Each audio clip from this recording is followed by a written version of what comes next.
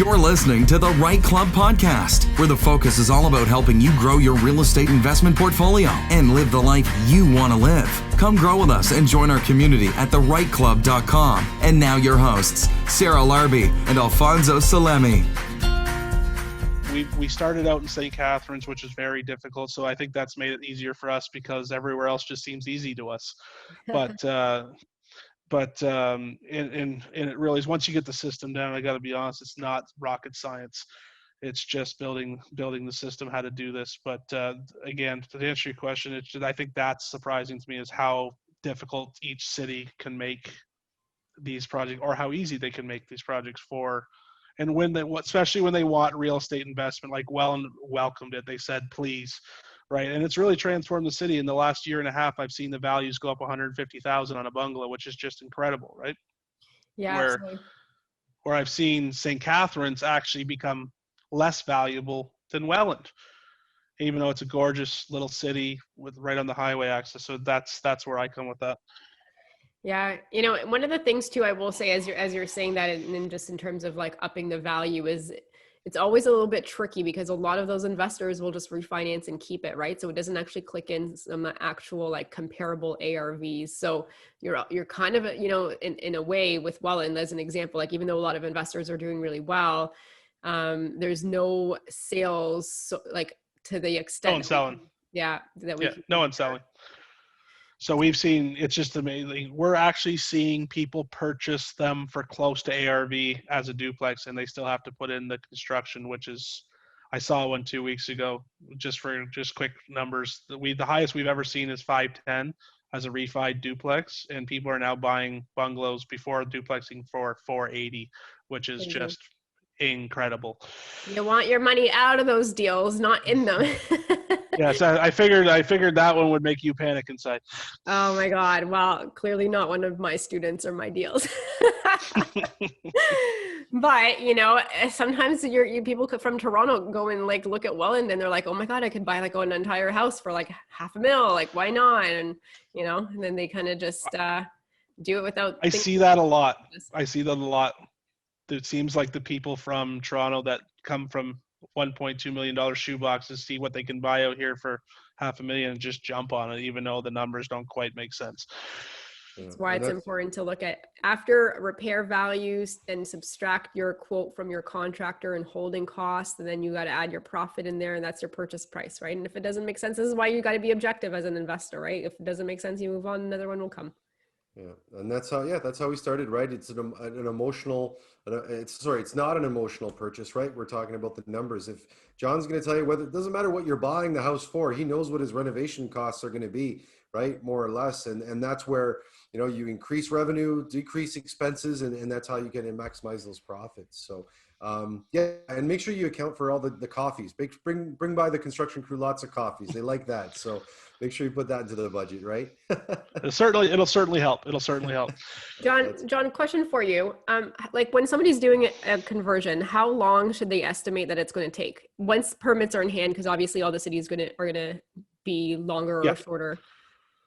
So for the way we do it, and based on seeing other people do it, it should be around the 90-day mark, give or take a few days. That does not count for St. Catharines, so I know I got to bring it up. Sorry, but I said permanent hand. Permanent hand, but even in St. Catharines, permanent hand, it's not going to take 90 days. It's just like, so in Hamilton, here's a good example. Say for some reason we were to fail an inspection, the inspector wants something fixed. I could have the inspector back next day. Right. So that doesn't really put any hiccups in that. You fix it, you get the inspection, you move on to the next stage, where St. Catharines 7 to 9 days to rebook an inspector. Wow. So you figure that one over the project. But really, if you're doing the projects well, you know what you're doing, there's no reason a conversion shouldn't take around the 90-day mark. Now, if you're going to go do a massive, the additional unit or the main unit, you're going to do a massive reno. Okay, that's going to take some more time. But if you're just going to go strictly on a conversion, even just maybe some light renos upstairs, it should be around that 90-day mark. Yeah. Yeah. And you mentioned, the city inspectors, you can get them quicker, or depending on, the area, how it might take longer. But what are the top things that, you've seen through your experiences, and then maybe coming on to other jobs and other contractors that that you see that inspectors walk through that are really sticklers? Is it ceiling height? Is it clearance? Is it windows? Like, what are the top hits on that list? It seems like each inspector has their own kind of, thing they're really picky about, but ceiling height's important, obviously, but, structure. So you want, like, you get in the old structures, there's a lot of stuff that should be fixed up. So you want to get to make sure that's thing, because that they will be picky on that. Insulation, obviously, we want to make sure we're meeting the values, and each city's kind of got their own nuance on what they want. Like, for example, we all love pot lights, right? In Hamilton, for example, the inspectors recommend just doubling up the insulation above the pot lights, where in certain other cities, Toronto, I've seen in St. Catharines, you have to go and build drywall boxes for fire separation. So St. Catharines' big thing is fire separation to the T. Hamilton's is more parking, which is really got nothing to do with construction, but that's their main thing when the building is parking difficulties. The process is pretty easy.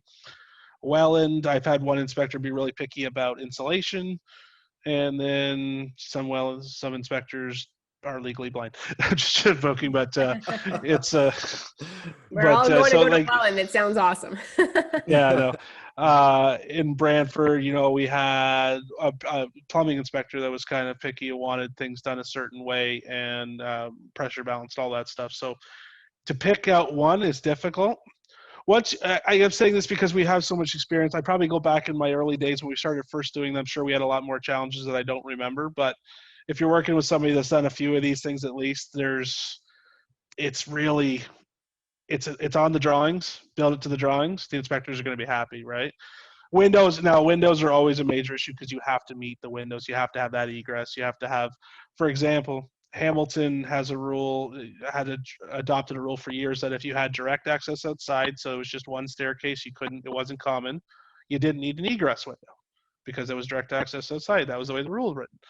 Nowadays, even though it's written that way, they're starting to make sure you put the additional egress window with that, which I agree with. Okay, I'm not arguing, but it's little things like that. So the one thing you have to be really good at when you're doing what we're doing is adapting to change and not flipping out. So I have a pretty strict rule in my company, which most investors appreciate, is if I give you a price, that's the price. If I screw up, I pay for it, right? You inspect stuff like that. Most people appreciate that, right? I respect that a lot, because you hear all these horror stories about contractors being like, oh, well, I forgot to price this out, or, oh, well, you know what, I found this and, I'm not going to eat it. And I do appreciate that, because I will say, like, you're not the cheapest, but we're not going to be, we're not getting surprises with you, right? Which is exactly what we want. So versus going for a quote that sounds cheaper, like, let's just hope that person doesn't come back and try to be like, oh, well, I forgot to add this and this and this, or this came up. You're factoring in contingencies, and like, things do happen, right? Like in construction projects. So yeah, absolutely. It's the honest thing is, most contractors, I've spent a lot of money over the last couple of years on proper contractor education, which you not learn anywhere. And the concept of pricing is, most guys are pricing and don't have a clue how they're pricing. They're just taking numbers and guessing out. Mine's pretty scientific. I am not the cheapest contractor in the world, but I do promise to give you the best value in the world. So it's when you're picking a contractor, if you're all about the price, okay, that's fine. And I respect it, because I would do it on my own house all the time. I'm not lying to you, but you have to be real careful. Like, getting the lowest bid, there is problems with that. And it doesn't mean that you have to go with the highest price guy either, because sometimes the guys don't want the job and they literally throw high numbers at it. Yeah. To hope not to get it. If they get it, oh well, they just made a bunch of money. Yeah, right? exactly. That's why it's important to have a good pulse on, like, roughly what things can cost, right? Like, if you're getting a quote for like $200,000 for a basement conversion, and it's like, 1,000 square foot upstairs and downstairs, something's wrong. So that'd be nice. Yeah, no. I know, right? So how many projects can you actually take on at once? Because you're in a lot of cities. I know you do a lot of things. You got a big team. Can you share